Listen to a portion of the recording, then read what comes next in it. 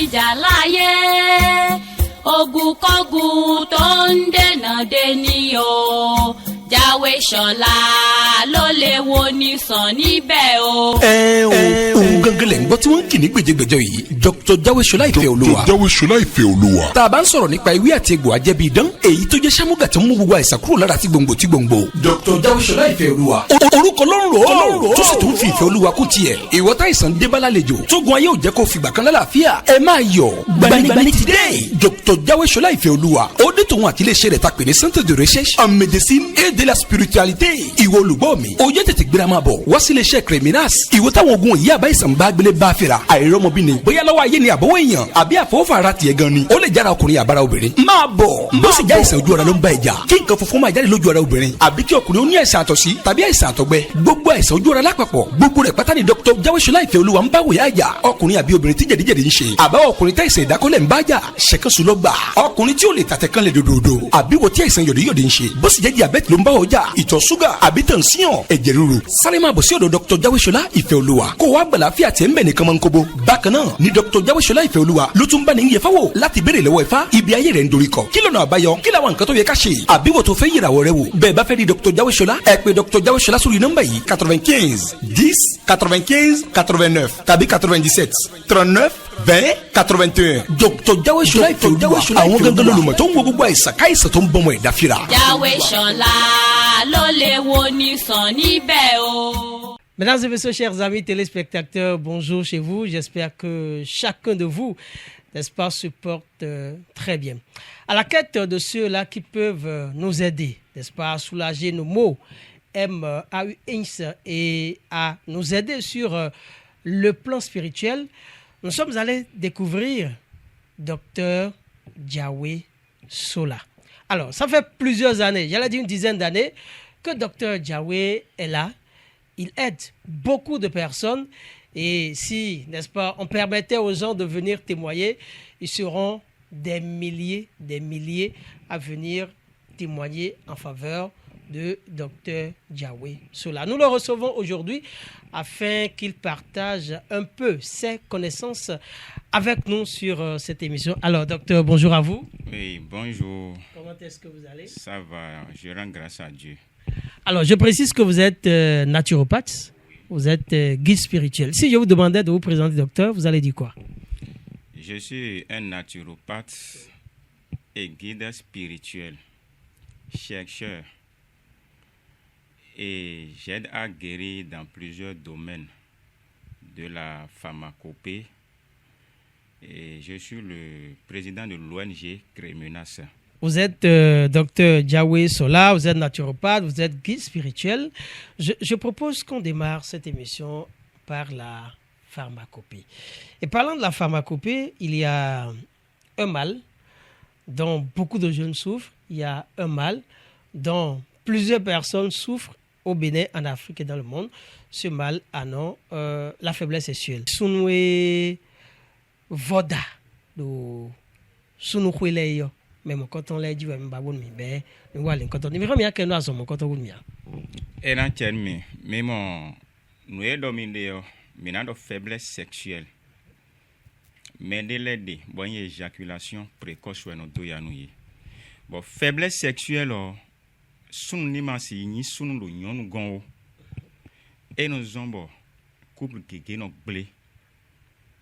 Si l'homme n'arrive pas à bander chez la femme, ça fait que beaucoup de couples sont en manque de ça. Et ça et nos hommes couple qui no blé, ça divise les couples aujourd'hui. Faiblesse sexuelle de l'homme, de l'homme, mais si c'est pour yon ganji, ou maintenant on met de l'aide bo, et non blau, bo et non séro. De yin doje ma si blo ganji a zombo no blo lo koho, et yon sia, et non rien, sunu si gbegble. Don nous a mon mende, a mon yon de be don nous le coton, de wa do ezun de ji un, do ezun de ji. Interne on mon coton. Qu'est-ce à la base de ces choses-là, la faiblesse sexuelle et l'éjaculation précoce? Et oui, hémorroïdes. À zonder les hémorroïdes internes et externes sont à la base. Et nous avons mon coton les kéké. na cambio mi do ete mi lo do hémorroïde. Ne nous fono yodo tuntun gbodo meleron yodo koko fongbe me mi no sere mi ayon le an pe ni jedi imam fa ki ọkùnrin mo lè ṣe dédé pẹ̀lú obìnrin àbí kó ní éjaculation précoce. Infection des sous-nosons, les infections sexuellement transmises aussi sont à la base de la faiblesse sexuelle et l'éjaculation précoce. Et non les voir si mon mendele. Maintenant mo na ze ndo azon we no zon mon koton me. Azon mon koton le ne. Fie no gosin le trala ne mo megege no ya otuan. Mi gosi fine o peut-être fatigue mais ne lo ra. Abi susu we no wa susu we no si lavado tanton me. Et dans mes 50 ans, 60 ans, dans mes problèmes faiblesse, mais quand c'est si c'est pas on a bien si mettons ganji ou ameno dagbo mettons léo, croyez ne léo, dobo no leta, diovi, et n'est bien sur le mort. Den l'en bon, le côté faiblesse sexuelle et ne. Alors, docteur, vous voulez de nous informer qu'il y a, je vais dire, l'hémorroïde, oui, pour ne pas dire les hémorroïdes, et les infections qui sont la base de la faiblesse sexuelle ou de l'éjaculation précoce. Alors, moi je pense qu'il faut traiter d'abord les hémorroïdes et les infections pour résoudre le problème de faiblesse sexuelle. Alors, est-ce que vous avez chez vous des produits qui vont dans ce sens-là? Jawe Hemocapt. Ewe sunu po nyonu po no zan. Trala yin sunu. Lo sunu e no ya o ren o gan nyonu. Nyonu mo glegbe yo ndele lo e no ren glegbe nyonu desu. E va no glegbe yo e no ren gege bo no a son gege no ton bon fine. No nyonu. Donc ouais men nous mon coton yo wa we. Sunu we yin we. Trala nyonu sunu we yin we. Jawe Hemocapt. Jawe Hemocapt edi no ya zan di. Pak we. Bo edi si tombo de ni fi tombo de téton a se po me nou eton pomade de no sadwo de a ho pak ton le o ana mo wede ro hémorroïde si côté de mi quand même le hémorroïde nou côté faiblesse sexuelle de no wa me bon teme ene wa intime bon mi sero clé ou me kané. On va faire un petit résumé en Yoruba pour ceux-là qui ne maîtrisent pas forcément le français ni le fond. Awati faiblesse sexuelle, éjaculation précoce, abale souvent au bene dada. Ti man fati au bene mi man lo nya le sabe funwa. O le shake dede pelo bene. Hémorroïde man fa la so infection man fa. Hémorroïde ban chenya, o ba fe lo gbanse. O ni ri gbanse dada. O ba fe lo so pe ko on lo gbanse. Ọjọ́ méjì mẹ́ta mẹ́rin márùn kó tó lọ ìgbọ̀nsẹ̀ kan. Hémorroïde interne ti ń da ẹ láàmú. O bá fẹ́ gbọ̀nsẹ̀ ẹ̀jẹ̀ ó jáde ńgbà mí. Ìdínà máa ń yọ ńgbà mí fún ẹlòmíì wà bùtọ̀n ẹyọ kan àbí méjì í máa ń wà ní ojú ìgbọ̀nsẹ̀ bí títí ń gbọ̀nsẹ̀ gbà fún irú èèyàn bẹ́ẹ̀ tó bá fẹ́ lọ gbọ̀nsẹ̀ yóò máa ní lára hémorroïde interne externe yẹn í máa ń fa ńgbà mí tí ọkùnrin lè ṣe déédéé í sì máa ń ba nǹkan oṣù jẹ́ fún obìnrin àwọn nǹkan bẹ́ẹ̀ yẹn ni hémorroïde jẹ̀díjẹ̀dí í máa ń fa àti yọ̀díyọ̀dí ní ṣókí àní lè ṣàlàyé gbogbo ẹ̀ tán ẹni tó bá pè wá yeyiro miyan enamo time gege deji Jawe Hemocapt òun àwọn ewé tí a fẹ́ rà àti fi hàn nísìn bó ṣe rí nìyẹn. Alors docteur, donnez-nous déjà vos contacts. Nos contacts c'est 2 contacts 01 plus 229 01 97 39 20 81. Appel pour WhatsApp, c'est l'appel et WhatsApp. Plus 229 01 95 10 95 89. Appel direct ne. Mido dizande bodo. Bonu sunu nando voda do sunu kuya hémorroïde wan re. Abi infection. Bon mi kendo hémorroïde ou dizande bo. Amasi na rendo ou bona dokudo hémorroïde ewayin esin comme yelon mi dizande. Voilà, ewayin Jawe Hemocapt. Mais ne kendo infection. Infection eno doya no sunu. Bono gba no sunu, bono gba no yonu. Fite no besi. Maintenant, mon menele de bon, l'infection est à la base de la faiblesse sexuelle éjaculation précoce et ça gêne l'homme et la femme. Et ça dérange beaucoup chez les deux. Maintenant, mon infection fite no bedi.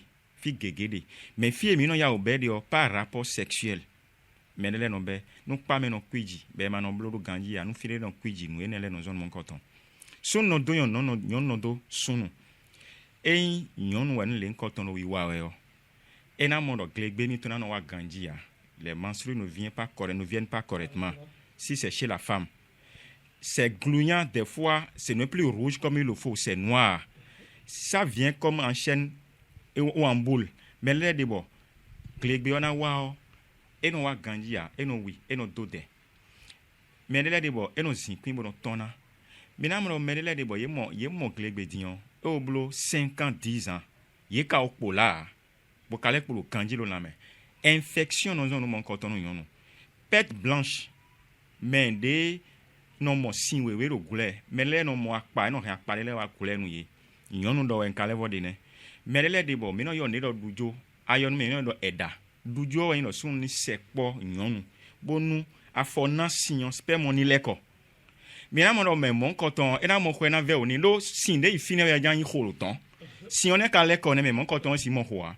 Et raison bon et non infertilité wa nous nyonu mais mon coton bon nyonu une infection mon coton ya dona we et do nous e na zan mais le debo ho we ba po ne mais mon coton si mon ho na ko na ve oni mais le debo ho we ka wa mo ne et blo 2 à 3 mois ho na levo jai et non déclencher kyste fibromyome nous mendele bon nous mon coton et non le awa mais nyon de nous mon coton ya dona we Jawe fertile fertilité sin leve na ena ho pas fertilité leton jawe fertile di et de téton et de poulton et ko e o yo mion mina time de we no blog bon do propos nous y d'accord bien aussi fini c'est pour la femme ça c'est le produit jawe fertile pour la fertilité et pour les infections sexuellement transmissibles chez la femme maintenant chez l'homme pour les infections sexuellement transmissibles et na mono et maintenant on n'attrape pas par voie sexuelle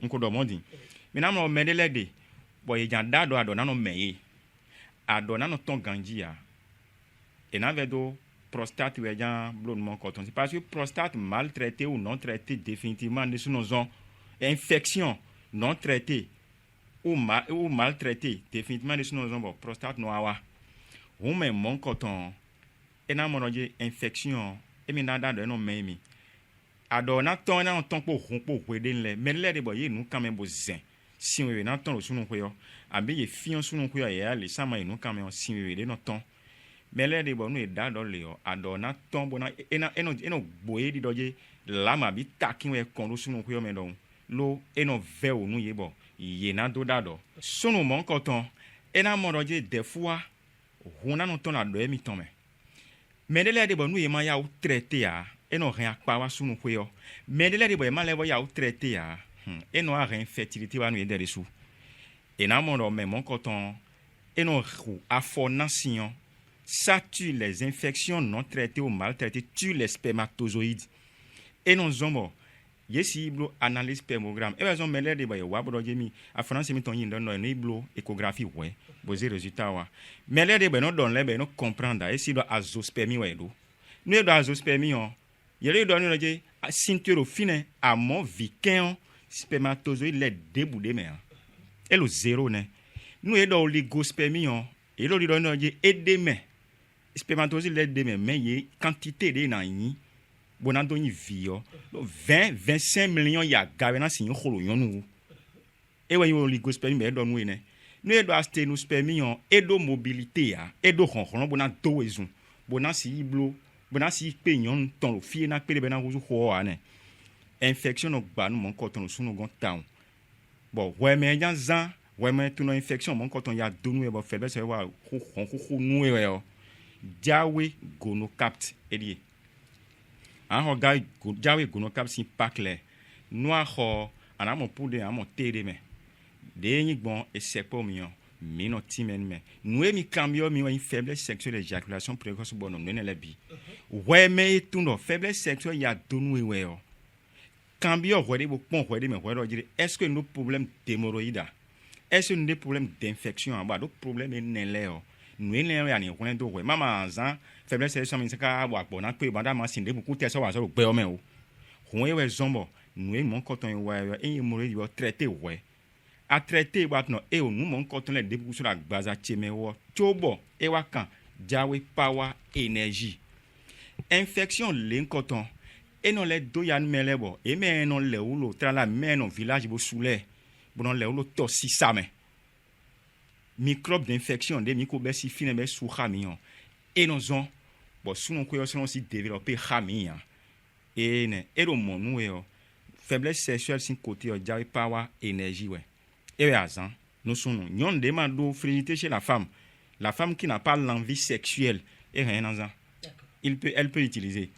Dion mais donc sous nous côté infection causant voyez que sérum pédé bombani un tableau traitement ni ton hay no accompagné Jawe Power CSDG pomade ouais et do de nos bon et c'est pas mieux mina time de no igno propos nous yé allo kan mi ton le ana momi lo ONG criminal sin agbasa mi lo Cotonou à Gontikon a di en face pharmacie à Gontikon yomi ana momi lo fine mi lo ketu a chubi calvaire Edouard Zan de non yimero Cotonou no Cotonou besi mercredi jeudi vendredi samedi 10h à 18h ketu lundi mardi ouais produit mi-temps là et le radio FM à la ketu et le établissement qui là le ketu sin toho mais et le pédépo le yovo électricien établissement les prémices livraison ba de asiwa debout à yomion maintenant livrer le fil debout de adeo le ONG criminal sin agbasa faiblesse sexuelle sin ho de yingone. Alors docteur, il y a une maladie qui fait beaucoup de ravages actuellement dans le monde. Cette maladie le diabète. Je voudrais qu'on en parle rapidement, docteur. Et naturellement, je vous remercie beaucoup. Il y a le diabète sucré et non sucré. D'accord. Et maintenant, on va do prostate ou wedding lesson. Bon, on traite prostate kaka bon on atno no lo kun mo. Lo mi de mi ayongbeji mi distinguer le bo yo vore su blodo mo. On ka tno mo ene do fonu gbeji resu. Mi no yo ne do ito sugar. Nu mi no ito sugar sucre no imo. Ado vivi de fondo. E wen ito sugar. Bien go si fine diabète non sucré. E wen atogbe anda do kaka bona khugorote. E wen no we me mon koton yiwa ananda do gege amene emla examen e no da do difua choba ina ho atogbe ne diabète non sucré ne mendele de boye de da do leo e no teju na video e na modo san eneko nkasa de le insect le ko khasado sukwa binde le diabète non sucré ne e vivi na do ko amodo vivi we me nu mon koton lo ya dona we anazan jawe diabétique sin produit le lo ONG criminal sin agbasa sunu nyonu we no zan e se po mi yon de na zan po nu etimen mi po e we mi no do e lo yan lo traitement no we de na bon gan lo diabète ici. Ayons au docteur Jawe Sola me do amasinde agba mi don sabo eno yilo do Jawe Awoka ena chelmi Jawe Awoka ayogbe mewede mina modo ayogbe menu do Awoka lo mende ya don mende we o me mon koton me khosi azon we egbedion yo pofu ko lo bibewe nu ndudu mi ton nu le mi no dule Jawe Awoka azote no awen me mende bo anli no duwe agbaza me khume no janwe no wuli lo fi egbe o ena wuli lo fi so abi ni gosi bo wanli abi ni gosi bo wato bon eno tiri no lo sadigbon beto me don mais mon coton le o Awoka sin produit o we na zan Jawe Awoka edi jango jan lo gbozo ndeblo yuwa we abi amono je no wa zona bi de abo khume no jami agbaza me no dudu mi we Jawe Awoka ewe agbaza sin le bi khume jame agbaza dume we me yin me ho e de pomaton e de aditon e de nunuton awa bo timi on pacton abi ayo mi on mina timi de non blog traitement tona bo amba Awoka ko si agbaza to ebe mais flemme allo kan mi ton le plus 229 97 39 20 81 appel pour do WhatsApp pone plus 229 01 95 10 95 89 appel direct ne bo mi ro Cotonou à Gontikon bokaro ketu achubi bon produit mi-temps là lo ketu kakawa pédépo fire bode adio ayo mi amo produit mi-temps. Je voudrais qu'on parle maintenant de spiritualité parce que nous avons présenté docteur Diawé comme, je vais dire naturopathe, mais également guide spirituel. On va parler maintenant de spiritualité et nous constatons, docteur, que nombreux sont ces Béninois, nombreux sont ces Africains qui se débattent comme il le faut au quotidien, mais qui n'arrivent toujours pas à prospérer, qui n'arrivent toujours pas à trouver une solution pour leurs problèmes. Alors, qu'est-ce qu'il y a de faire dans ces genres de cas? Ok. Nous, Cambio, ce que vous avez demandé, et même à yon le mindo, en enyan wobito ti nyan, ebiti on taja ni omoaye araye nkowole. Mi so confide mi besion, mi so confide mi zeta mi ton sin, se mi ton fi egosion mi so badona. Fide elo si sade we wala oba we mi de. Nte do gbe njablo mondo we. Wede de so atun. O mare. Ba o lo se fait mo bo se je. Wende ma tun wede a, quand tu ne te connais pas comment je vais faire ma vie, tu ne connais pas le trajet de ta vie. Mais tu vois l'autre, tu te compares à l'autre. Il y a un problème là que tu ne sais pas. When they are comparer à mende yo, à ton fille mende yo besia. Mais les dit yo khoi on be lo do tenu ye. Be wa bo jan jetagba. Mais les dit yo khoi do tenu ye, ye deri so na khonu ye de. Bona no me. Bon when on comparer we pour me khoi do te opona. Mende ye ji. Bon e hunu kun le moto e toton pour no ze ya zomena. Et là, il y a des comparés avec Hamende Yeji. Bon, à Zahuli, quoi. À bien fort, tout ton pour nos zon. Il clément, bon, nos zéya, somena. Même en comparaison, en deux mojaï. Et en deux mojaï. Adona ton wede. Fiten gosi. Nenweni, fili a fo jete fa gosi lo mimi ayon le gone. A kose jayi. Adona ton fo jete fa tui. Ewe nan do zon tu lo beme. Ne an di zon yon bon. Zan wayin ya. Weme en chitea, badano en chitea, edo game, arate le po en bapo, a fo jete fa e jivio, ewe no ze, bono i kande jiburo, men len koton vide mi jigbe, on tervio na ino azan legbe, ek bon vonu horoscope, ye do lien ha yedewe, lo horoscope dion, nou mi do balance di, bodo, mi do balance dion, mi nan do barameji, mi do dimeji yo, mi nan do capricorne. Bon mais gege we de men nous mais gege de men de te weyin lo bi men e di ho lo même jour si mais yema ka zan gbero po ne e weyin a fo jete fa akose jaye anamba do nu wede problème de me ade tin bo alo do mona we a e no ba do nu mende we bo no tun de to mi to no kan to fa nu to ogbon mo e wede so an kan we fa nu wede mo e an kan gbezan to egbon problème de me anamo.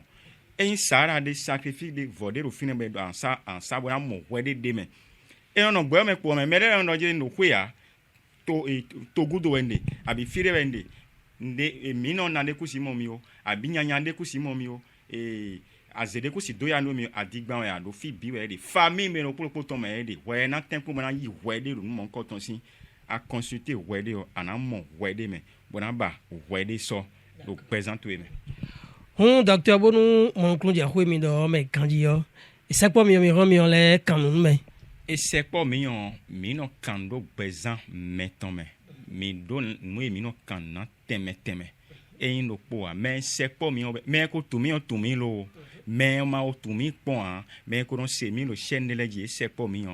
Il n'a demandé, mino blo consultation de bezan, mettons, alors, mi gon lo to me alors, to gudo ya. Avec yo mi pour moi mina do ha mi de pour de mina blog bon mina time bon anamo wede me bon adan lo gbigbo we parce que surtout on non do mais on ja for jete fa je nka ko sune mon content na levo blog bon e o nous ado kwede buo arayon anakan nous a kan e raison de bon nous horoscope non prénom pour notre signe corpo e mi no kan mon content na horoscope mi besoin bona tout ene.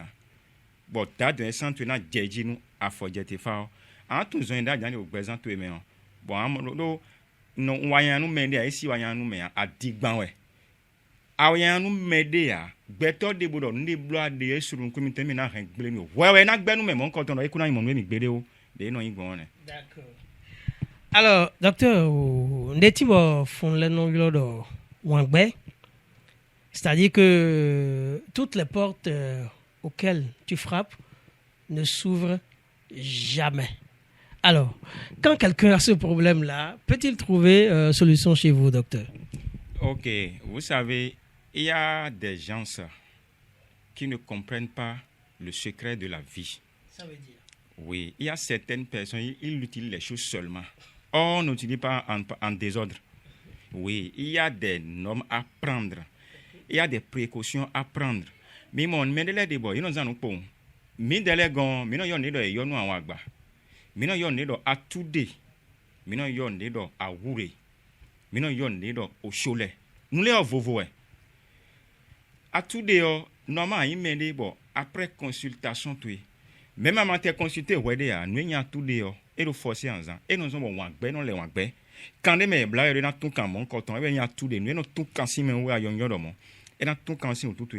Alors problème de vous même bon ama o dje à tous les andis à bon nous y a loyanya wagbe malchance. Le mêlé de boy non yon ne doit malchance aux famille même c'est hérité ouais. Il y a des malchances qui est héréditaire. Bon, à quoi hériter? Tu as déjà hérité dans ta famille. Tu dois laver tout ça là de ton corps, de ton esprit. Donc nous mon coton à tous les nos ans. Mais aussi finalement et yonou en wagba. Alors ils en mais on doit bon debout. On de ouais nia. Et oh, mais ho minon les. Et ben minon les. Mais jamais non les. Mais nocturne les. Oui, côté sociologique dans les mais les. Alors yonou en alors ne blo na on alors sin tout vi mi ton mi joe doni din alen de oblo be ma yan mi joe do azo de into yo na zewa pewe enele gudu o eno aba chance nu ama ton kanu wodi abo jan chance nu ero difficile bena ena wazo si tu ne te débloques pas, tu ne fais pas des lavages de purification, des déblocages. C'est de lavage et de déblocage. Si tu ne fais pas ces lavages de purification, tu utilises des choses de chance, ça ne va pas travailler. Et après, c'est pour dire la chose ne travaille pas, les savons de champ ne marchent jamais. Non, tu as besoin de yonou à tout dé et pour te purifier. Et tout ça, on trouve ça chez vous? Tout ça, on trouve ça chez nous. D'accord. C'est disponible chez nous. Sur commande et ce que tu veux acheter directement. Alors, dès en zone où il y a des soins érotés. Et bien, agba mi ton ça, docteur Jawe Solasi agba ça, ONG criminal so, anamonio lebi, nous gegere mi si do bia, mais ko tun pour nous mi ton le pour y est tout. Bon, mi ro kotonou a gontin kon, face pharmacie a jefini yo mi. Ketu a tubi calvaire, bon nous mi ton le bio. Et do file ketu to mi wa pere pour plateau akazi a yo mi yon. Asi wa bo livraison ya jamlo anamomi. Tralao. Je reçois à Cotonou les mercredis, jeudis, vendredis, samedis, 10h à 18h. À Kétou, c'est les lundis et mardis. À Locan, mi-temps, numéro de téléphone 01 97 plus 229 01 97 39 20 81. Appel pour WhatsApp, connaissez l'appel et WhatsApp.